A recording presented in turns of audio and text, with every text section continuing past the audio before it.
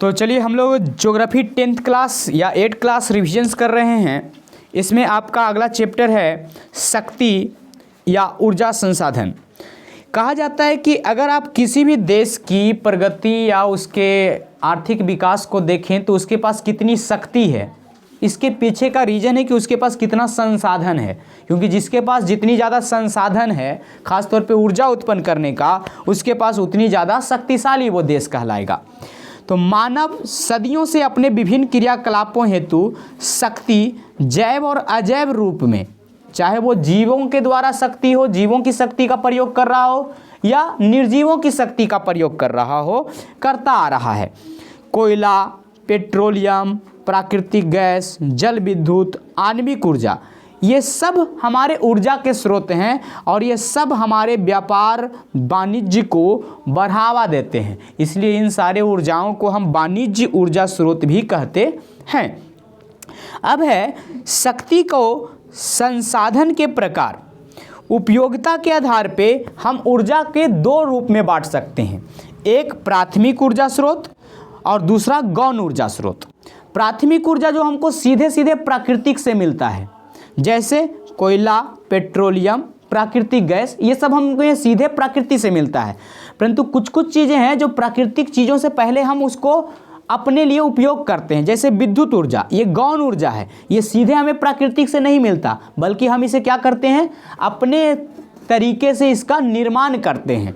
तो ये हो गया गौण ऊर्जा। और प्राथमिक ऊर्जा किसको बोलेंगे, तो उपयोगिता के आधार पे जो कि प्राकृतिक रूप में ही हम उपयोग कर रहे हैं उसे हम बोलते हैं प्राथमिक ऊर्जा, और जो हम अपने हिसाब से उसको निर्माण कर रहे हैं उसे बोलते हैं गौण ऊर्जा, जैसे विद्युत ऊर्जा।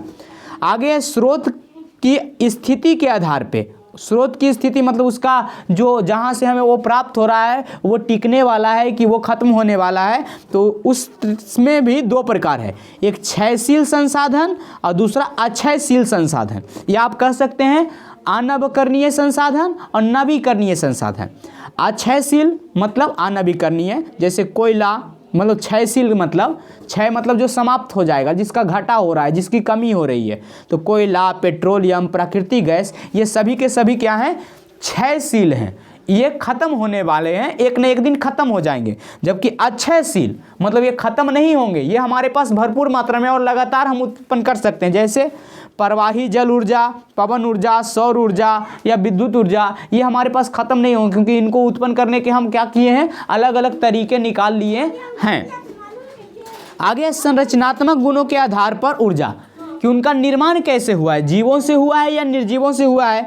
तो जो जीवों से निर्माण हुआ है जिस ऊर्जा का, उसे बोलते हैं जैविक ऊर्जा, जैसे मानव, प्राणी शक्ति, जंगल, ये सब से जो भी हम संसाधन के रूप में यूज कर रहे हैं, तो ये सब क्या है, हमारा जैविक ऊर्जा है। वहीं अजैव ऊर्जा जो निर्जीव से हुआ है, जैसे जल, पवन, सौर, खनिज, ये सब के सब क्या कहलाएंगे, अजैविक ऊर्जा कहलाएंगे। आगे समय के आधार पर पारंपरिक ऊर्जा, पारंपरिक मतलब जो हमारे पूर्वज भी यूज कर रहे थे और हम भी कर रहे हैं, तो वैसे ऊर्जाओं को क्या बोलेंगे, पारंपरिक ऊर्जा बोलेंगे। जैसे कोयला, पेट्रोलियम, प्राकृतिक गैस, ये सब जो है पारंपरिक ऊर्जा का रूप ले चुका है, क्योंकि ये हमारे पूर्वज भी उपयोग करते थे और हम भी करते हैं। परंतु गैर पारंपरिक जो पूर्वज यूज नहीं करते थे परंतु आज हम कर रहे हैं, या आगे आने वाले समय में कुछ और टाइप के ऊर्जाओं को हम खोज कर लेंगे, तो उसे बोलेंगे गैर पारंपरिक ऊर्जा। जैसे सूर्य, पवन, ज्वार, परमाणु, भूताप, ये सब ऊर्जा हम नए नए तकनीकों को डेवलप करके प्रयोग कर रहे हैं। समझ में आ गया होगा आपको। अब है पारंपरिक ऊर्जा शक्ति स्रोत। क्या क्या है पारंपरिक ऊर्जा में, जैसे कोयला, पेट्रोलियम, प्राकृतिक गैस और विद्युत। तो सबसे पहले हम कोयला के बारे में जानते हैं कि हमारे देश में कोयला कितना है। तो कोयला का भंडार है हमारे पास 26,454 करोड़ टन हमारे पास भंडार है। उसमें उत्पादन कितना होता है, मतलब हर एक साल हम कितना निकाल लेते हैं, तो 456.373 मिलियन टन हम हर साल कोयले का उपयोग कर रहे हैं। मतलब इतना 2007-08 में सर्वे के दौरान इतना 456.37 मिलियन टन हम लोग कोयले का। अब जो कोयला मिलता है हमारे पास वो विभिन्न किस्म का होता है, कोई घटिया कोयला होता है, कोई अच्छा कोयला होता है। तो वो कोयला का 4 मूल प्रकार है। एक है एंथ्रासाइट कोयला, दूसरा है बिटुमिनस कोयला, तीसरा है लिग्नाइट कोयला और चौथा है पीट कोयला। जो एंथ्रासाइट कोयला है वो सबसे अच्छा कोयला है और जो सबसे घटिया किस्म का कोयला है वो है पीट कोयला। तो जो एंथ्रासाइट में 90% से अधिक कार्बन होता है, मतलब ईंधन होता है, जिसको हम जलाते हैं तो 90%, 10% प्रदूषण कारक होता है, अपशिष्ट होता है। वहीं बिटुमिनस में 70 से 90% कोयला मतलब कार्बन होता है, जिसको जला सकते हैं, प्रयोग करते हैं। बाकी सब क्या होता है, अपशिष्ट होता है, धुआं देते रहता है। उसके बाद है लिग्नाइट, जो 30 से 70%, परंतु सबसे खराब घटिया किस्म का कोयला, उसमें 30 से भी कम % में कार्बन होता है और बाकी सब धुआं अपशिष्ट सब रहता है, मिट्टी उट्टी रहता है। तो वो सबसे घटिया टाइप का कोयला है। तो ये आप याद रखिएगा कि कोयले के कितने प्रकार, 4 प्रकार, एंथ्रासाइट, बिटुमिनस, लिग्नाइट और पीट। सबसे अच्छा कोयला एंथ्रासाइट, उसके बाद बिटुमिनस, उसके बाद लिग्नाइट और सबसे घटिया कोयला पीट कोयला। आगे है वितरण एवं उत्पादक, मतलब ये चीज़ हमें जो कोयला मिलता है वो कहाँ से मिलता है। तो सबसे पहले तो ये मिलता है गोंडवाना क्षेत्र से। गोंडवाना क्षेत्र के अंतर्गत आता कौन है, तो जो दामोदर घाटी है, मतलब दामोदर नदी जो है उसके आसपास के क्षेत्र, सोन घाटी मतलब सोन नदी के आसपास के क्षेत्र, महानदी घाटी, महानदी के आसपास के क्षेत्र, ये सभी जगह पे ये सब गोंडवाना क्षेत्र के अंतर्गत आते हैं। और इन सब में क्या मिलता है, ये सब में मिलता है हमें कोयला। टर्सियर क्षेत्र असम, अरुणाचल प्रदेश, मेघालय, नागालैंड, मतलब ये पूर्वी वाला जो हो गया पूर्वी भारत में, तो वहाँ पे उस क्षेत्र को क्या बोलते हैं, टर्सियर क्षेत्र। और वहाँ पे भी हमें क्या मिलता है, कोयला मिलता है। लिग्नाइट क्षेत्र ये तमिलनाडु, राजस्थान, गुजरात, जम्मू कश्मीर, आप उन सारे को नक्शे में ध्यान रखें कि कहाँ है। तमिलनाडु मतलब भारत के सबसे नीचे आ जाइए, राजस्थान मतलब भारत के सबसे पश्चिम तरफ पहुंच जाइए, वो पाकिस्तान तरफ। उसके बाद गुजरात, तो गुजरात किधर, तो राजस्थान के ठीक नीचे। और जम्मू कश्मीर भारत का सबसे उत्तरी भाग। तो ये सभी जगह पे लिग्नाइट क्षेत्र कहा जाता है, यहाँ पे लिग्नाइट कोयला की अधिकता है। आगे है प्रमुख खनन क्षेत्र, मतलब जहाँ से हम खन के कोयला निकाल रहे हैं आजकल।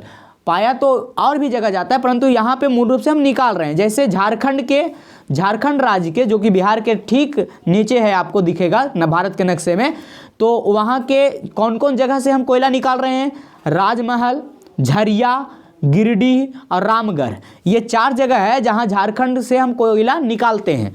छत्तीसगढ़ में कहाँ है, चिरमिरी एक जगह है छत्तीसगढ़ में, जहाँ से क्या निकलता है, कोयला निकलता है। ओडिशा का कौन सा क्षेत्र है, तालचर और रामपुर क्षेत्र है। अब गौर से देखिए, ये तीनों राज्य जो है आपको, झारखंड, छत्तीसगढ़ और ओडिशा, एक ही जगह है। ये तीनों झारखंड, छत्तीसगढ़, ओडिशा, मतलब क्या है कि अंदर पे एक कोयले का बहुत बड़ा चट्टान है, ऊपर से हमने कह दिया ये झारखंड है, ये उड़ीसा है, और ये अब क्या है कि कुछ हिस्सा उड़ीसा में पड़ गया है, कुछ हिस्सा झारखंड में पड़ गया है और कुछ हिस्सा छत्तीसगढ़ में पड़ गया है, परंतु नीचे वो सारे एक दूसरे से ज्वाइंट है।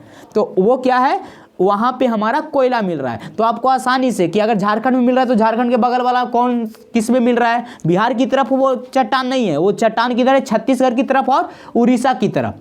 तो आप समझ सकते हैं कि किधर कौन सा बेल्ट में, जमीन के नीचे कहाँ पे कितने दूर तक एरिया में कोयला है, क्योंकि ये तीनों राज्यों में मिल रहा है। इसका मतलब है कि वहाँ पे जमीन के नीचे क्या है, कोयला है। आगे महाराष्ट्र, मध्य प्रदेश और पश्चिम बंगाल। पश्चिम बंगाल तो इधर ही आ गया, हमारे झारखंड के तरफ ही, परंतु क्या है, महाराष्ट्र और मध्य प्रदेश, ये दोनों को गौर से देखिएगा, गौर कीजिएगा, तो ये दोनों क्या है, दोनों के दोनों एक ही जगह है। मध्य प्रदेश और महाराष्ट्र की बॉर्डर मिलती है, इसका मतलब उसके बॉर्डर के आसपास नीचे कोयला है, और कुछ हिस्सा महाराष्ट्र में और कुछ हिस्सा क्या है, मध्य प्रदेश में है। और तो महाराष्ट्र के वर्धा, बामनपल्ली, कामपट्टी, वहीं मध्य प्रदेश के सिंगरौली, उमरिया और पश्चिम बंगाल के रानीगंज में कोयला प्राप्त होता है। अब है दूसरा ऊर्जा का पेट्रोलियम। तो पेट्रोलियम के बारे में अब हम जानते हैं। पेट्रोलियम भी भारत में पाया जाता है। 17 अरब टन हमारे पास पेट्रोलियम है, कच्चा तेल है। भारत विश्व का मात्र 1% पेट्रोलियम उत्पादक करता है, मतलब विश्व का 1% पेट्रोलियम हमारे पास है, जबकि हमारे पास आबादी विश्व का 16% है। ठीक, पेट्रोलियम क्षेत्र का वितरण, कहाँ कहाँ हमें पेट्रोल मिलता है यानी कच्चा तेल भारत में मिलता है, तो उत्तरी पूर्वी प्रदेश में जैसे असम घाटी के डिबगोई में मिलता है, नरकटिया में मिलता है, अरुणाचल प्रदेश में मिलता है, नागालैंड में मिलता है। तो असम के डिगबोई और नरकटिया में तथा अरुणाचल प्रदेश और नागालैंड में मिलता है। सबसे पहले एकदम सबसे पूरब में चले जाइए जिसको सेवन सिस्टर स्टेट कहते हैं, एकदम भारत में जो सबसे साइड में लटका हुआ है वह उधर में मिलता है, असम और अरुणाचल प्रदेश और नागालैंड में। वहीं गुजरात क्षेत्र, अब भारत के सीधे पश्चिम में आ जाइए, गुजरात में कहाँ कहाँ मिलता है, अंकलेश्वर, कलोल और नवगांव। मुंबई हाई, मुंबई के तट पे भी मिलता है, मुंबई तट से 176 किलोमीटर तक अरब सागर में ये मुंबई हाई स्थित है जहाँ पे हमें पेट्रोलियम मिलती है। वहीं पूर्वी तट पे अगर देखें कृष्णा, गोदावरी, कावेरी नदियों के बेसिन में ये सब मिलते हैं। वहीं बाड़मेर बेसिन राजस्थान में भी मिलते हैं। अब ये पेट्रोलियम कैसे बनता है, थोड़ा सा इसके बारे में अगर आपको पता चल जाए तो आपको आसानी से पता चलेगा कि ये क्यों उधर मिलते हैं। ये पेट्रोलियम बनता है, जलीय जीव जो दब जाते हैं उनका सही से अपघटन नहीं होता है तो वो पेट्रोलियम के रूप में कन्वर्ट हो जाते हैं। तो इसका मतलब है जब भी पेट्रोल मिलेगा तो वहाँ पे मिलेगा, नदी घाटियों में मिलेगा, क्योंकि वहाँ पे जलीय जीव दब रहे होंगे, दब दब के मर रहे होंगे या मरते होंगे तो नीचे सर जाते होंगे, तो वहीं पेट्रोल के रूप में बन जाते हैं। अरबों साल, लाखों साल में वो पेट्रोल के रूप में बन रहे हैं। तो वो नदियों के किनारे होगा या तो समुद्र में होगा। तो पेट्रोलियम का निर्माण जैविक चीज़ों से होता है। आगे प्राकृतिक गैस, प्राकृतिक गैस का हमारे पास जो भंडार है वो है 700 अरब घन मीटर और उत्पादन इसका होता है 3082 करोड़ घन मीटर 2004-05 में हुआ था। अब तो और ज़्यादा होता है।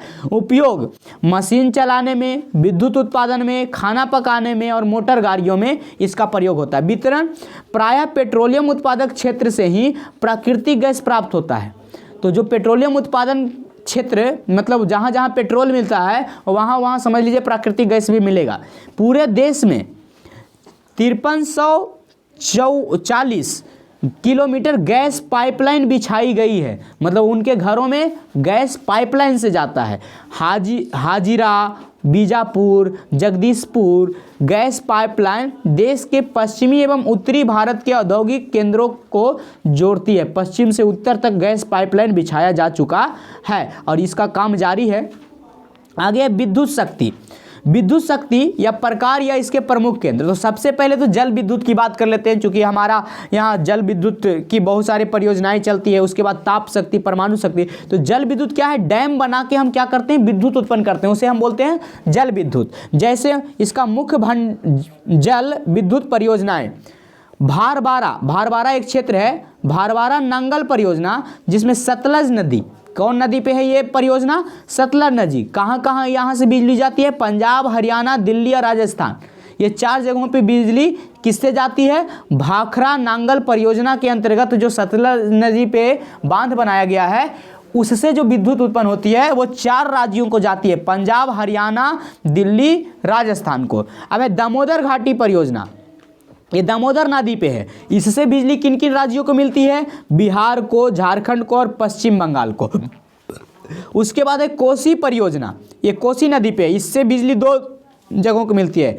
ये एक ऐसा परियोजना है जो 2 देशों द्वारा चलाया जाता है, तो इससे जो मिलती है वो नेपाल को और बिहार को, इससे बिजली मिलती है नेपाल और बिहार को। वहीं रिहंद परियोजना सोन नदी पर है, जो इससे बिजली जो मिलती है उत्तर प्रदेश में मूल रूप से मिलती है, ठीक है। उसके बाद हीराकुंड परियोजना, ये महानदी पे है और इससे बिजली मिलती है किसको, ओडिशा को मिलती है। वहीं अगर देखें चंबल घाटी परियोजना, ये चंबल नदी पे है और इससे बिजली मिलती है राजस्थान और मध्य प्रदेश को। वहीं ये तुंगभद्रा परियोजना, ये तुंगभद्रा नदी पे है और इससे बिजली मिलती है किसको, कर्नाटक को। तो आप समझ गए होंगे। आगे है ताप शक्ति, इसमें क्या है कि इसमें कोयला जला के गैस को, पानी को गर्म करके हम टरबाइन को चला के बिजली उत्पन्न करते हैं, तो इसको बोलते हैं ताप शक्ति। तो पेट्रोलियम एवं प्राकृतिक गैस से जो बिजली उत्पादन होती है, उत्पादन किया जाता है, उसको बोलते हैं ताप शक्ति। राष्ट्रीय ताप विद्युत निगम NTPC द्वारा देश का अधिकतर ताप विद्युत उत्पादन का कार्य होता है। आगे परमाणु शक्ति, अब कुछ कुछ मॉडर्न टेक्नोलॉजी को अपनाकर परमाणुओं को विखंडन द्वारा भी हम बिजली उत्पन्न कर रहे हैं। तो परमाणु विखंडन विधि से परमाणु शक्ति का निर्माण किया जाता है और आणविक खनिज इसका में जो यूज किया जाता है किसके लिए, तो जो परमाणु शक्ति के लिए वो यूरेनियम खनिज के रूप में या इल्मेनाइट यूज किया जाता है। क्या यूज किया जाता है? इल्मेनाइट। अब प्रमुख परमाणु ऊर्जा केंद्र कहाँ कहाँ है, ये आपसे पूछा जाता है कभी कभी। तो तारापुर जो महाराष्ट्र में है, महाराष्ट्र के तारापुर में परमाणु विद्युत ऊर्जा केंद्र है। एशिया का सबसे बड़ा और भारत का पहला परमाणु ऊर्जा केंद्र उत्पादक केंद्र है ये तारापुर। याद रखिएगा, ये पूछा जाता है कि सबसे पहला बिजली उत्पादक मतलब परमाणु ऊर्जा केंद्र कौन है, तो तारापुर है, जो कहाँ है? महाराष्ट्र में है, और सबसे बड़ा भी है, एशिया का सबसे बड़ा है। राणा प्रताप सागर, यहाँ पे भी क्या है? परमाणु से बिजली उत्पन्न होती है, जो कहाँ है? राजस्थान में है। कलपक्कम जो कि तमिलनाडु में है, नरौरा जो कि उत्तर प्रदेश में है, ककरापारा गुजरात में है, कैगा कर्नाटक में है, और कुड्डनकुलम तमिलनाडु में है। ये वो सारे, हाँ इसमें सबसे इंपॉर्टेंट कौन है? एक पहला वाला तारापुर और दूसरा वाला कलपक्कम, ये सबसे ज़्यादा बार पूछा गया है। कलपक्कम कहाँ है? तमिलनाडु में। तारापुर वाला क्या है? एशिया का सबसे बड़ा और भारत का सबसे पहला क्या है? विद्युत परमाणु ऊर्जा केंद्र है। आगे गैर पारंपरिक शक्ति के स्रोत एवं वितरण और प्रमुख। जैसे गैर पारंपरिक मतलब पहले इसको हमारे पूर्वज यूज नहीं कर रहे थे, हम यूज करने लगे। जैसे सौर ऊर्जा, पवन ऊर्जा, ज्वारीय तथा तरंग ऊर्जा, भूतापीय ऊर्जा, बायोगैस एवं जैव ऊर्जा। अब देखिए सौर ऊर्जा कहाँ कहाँ अधिक मात्रा में उत्पन्न हो रहा है। गुजरात में सौर ऊर्जा बहुत तेज़ी से विकसित हुआ, राजस्थान में अधिक संभावनाएं हैं। वहीं फोटोवोल्टाइक सेलों मतलब जिसको सौर सेल कहते हैं, फोटोवोल्टाइक सेलों की सहायता से सूर्य किरणों को ऊर्जा में परावर्तित किया जाता है। ठीक है। पवन ऊर्जा, ये इसकी संभावना कहाँ कहाँ है? तमिलनाडु में, राजस्थान में, गुजरात में, महाराष्ट्र में, कर्नाटक में। भारत विश्व का सबसे बड़ा पवन उत्पादक देश है, मतलब पवन द्वारा बिजली सबसे ज़्यादा भारत में ही उत्पन्न होता है। आगे ज्वारीय ऊर्जा, खंभात की खाड़ी और कच्छ के सुंदरबन में हम ज्वारीय एवं तरंग ऊर्जा का उपयोग करते हैं या कर सकते हैं। भूतापीय ऊर्जा, हिमाचल प्रदेश में, मणिकर्णक, लद्दाख, पूगा घाटी में, ये सब में भूतापीय ऊर्जा का प्रयोग करते हैं। बायोगैस एवं जैव ऊर्जा, कचरे की ऊर्जा से कचरे की ऊर्जा में बदलने की एक परियोजना दिल्ली के ओखला में शुरू की गई थी, जिसे हम बोलते हैं क्या? बायोगैस एवं जैव ऊर्जा। अब है शक्ति संसाधनों का संरक्षण, मतलब इसको कैसे बचाया जा सकता है इसको बर्बाद होने से। तो ऊर्जा की बचत, ऊर्जा की बढ़त का प्रचार करना, ऊर्जा की बचत करना और ऊर्जा बढ़ाने का उपाय करना। दूसरा है ऊर्जा के प्रयोग में मितव्ययता, मतलब कम से कम ऊर्जा का प्रयोग करें। जैसे हमारा बिजली बिल इस बार 33 रुपया आया है, इसका मतलब है हमने बहुत कम ऊर्जा प्रयोग किया है। ठीक, और पिछला बार आया था 700। ठीक, तो ये तो हो सकता है कोरोना के असर हो, बिजली बिल में भी लग गया है कोरोना असर। ठीक, ऊर्जा के नवीन क्षेत्रों की खोज करना, क्योंकि इस बार पंखा नहीं चला, कुछ भी तो चला ही नहीं, इसलिए आगे ऊर्जा के नवीन क्षेत्रों की खोज करें। वहीं वैकल्पिक साधनों के उपयोग पर बल दें। वैकल्पिक साधन मतलब इस काम के बजाय ये काम भी करें तो हमारा, जैसे अगर हम सौर ऊर्जा सारे के छतों पे लगा दें तो हमारा क्या होगा? ये वैकल्पिक साधन होगा, सौर ऊर्जा का प्रयोग कर लेंगे। अंतर्राष्ट्रीय सहयोग जैसे यूएनओ, ओपेक और WTO, ये सब क्या करता है? अंतर्राष्ट्रीय सहयोग प्रदान करता है ऊर्जा के गैर परंपरागत क्षेत्रों को विकसित करने के लिए। तो इस प्रकार से आपका पहला यूनिट समाप्त हुआ।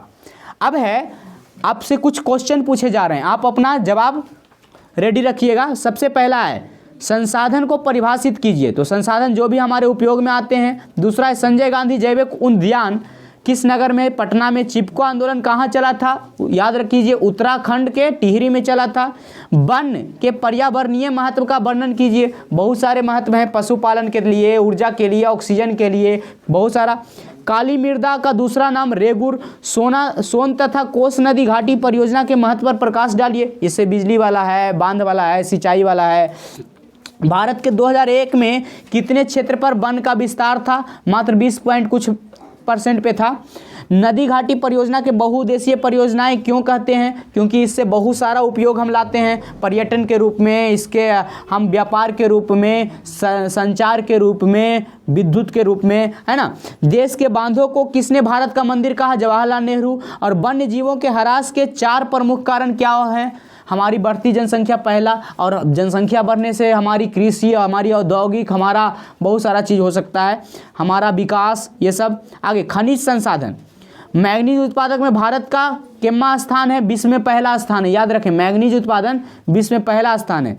खनिजों के संरक्षण एवं प्रबंधन से आप क्या समझते हैं? तो क्योंकि हमारे पास ये जो खनिज है वो निश्चित मात्रा में है, तो इसका हमको संरक्षित करके रखना चाहिए, कम से कम उपयोग करें और उचित उपयोग करें।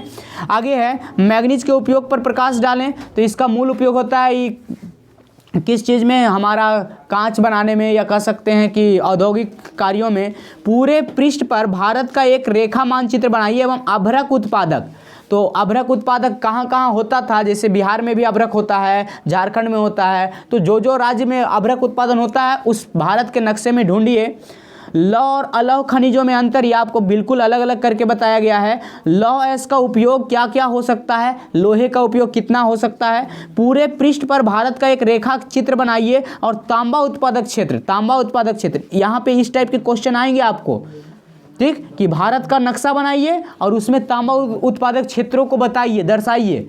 तो इसलिए भारत की नक्शा की आपको राज्य वाइज पूरी तरह से क्लियर प्रैक्टिस होनी चाहिए, ठीक। और ये जब भी पूछेगा, ये पूछेगा 5 नंबर में, अगर भारत का नक्शा वाला, मानचित्र वाला पूछ दिया। दूसरा चीज़ है, इस टाइप के क्वेश्चन बहुत कम लोग बना पाते हैं, परंतु ये होता ईजी है और इसमें मार्क्स कटने की गुंजाइश बिल्कुल नहीं है अगर बना दिए तो।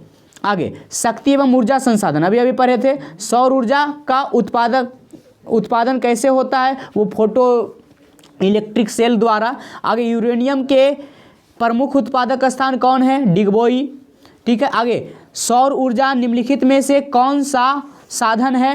ये पुनः पूर्ति योग है ना। पूरे पृष्ठ पर भारत का एक रेखा मानचित्र बनाइए और पेट्रोलियम उत्पादक। तो आप देखिए रेखा मानचित्र वाला पक्का पूछता है और वो इसी यूनिट से आता है, ठीक है। आगे गुजरात के कच्छ में सौर ऊर्जा का आधुनिक उपक्रम बड़े स्तर पर लगाए गए हैं। भारत का मानचित्र बनाइए और डिगबोई क्षेत्र को दिखाइए, झरिया क्षेत्र को दिखाइए। इसलिए हम कहते हैं कि भारत के मानचित्र को देखिए और ये सारे जो इसमें जो जो जगह के नाम आए हैं उसको आप केवल एक बार ध्यान रखिए कि ये इस राज्य में कहाँ पे है, किस जगह पे लगभग है। भारत के पेट्रोलियम उत्पादन पे प्रकाश डालें, अभी अभी हम लोग पढ़े हैं। तो अगला इकाई में आपका है कृषि, जो कि अगले पार्ट में हम लेके आएंगे। गुड लक दोस्तों, फिर मिलेंगे अगले पार्ट में रिवीजन नोट्स के साथ।